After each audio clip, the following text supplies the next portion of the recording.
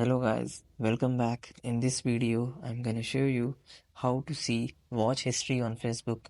So it's pretty simple. Let's get started. First of all, you guys have to open up Facebook app on your mobile phone.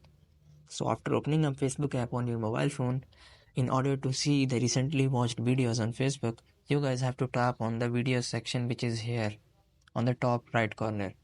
So after tapping on video section, you guys have to tap on the profile icon which is on top right corner. So here you guys can be able to see the option which should be history, but here I'm not able to see any kind of an option which is history, but you guys can be able to see the option history here. If the problem is still like me, so don't worry about it. I'm gonna tell you another option.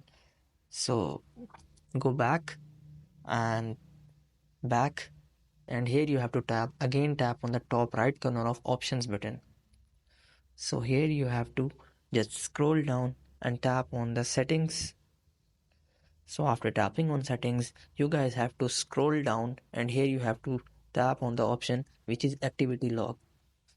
So after tapping on activity log, you guys have to tap on the view activity history which is in bottom side. So after tapping on activity history, you guys have to here tap on filters. After tapping on filters, you guys have to tap on categories.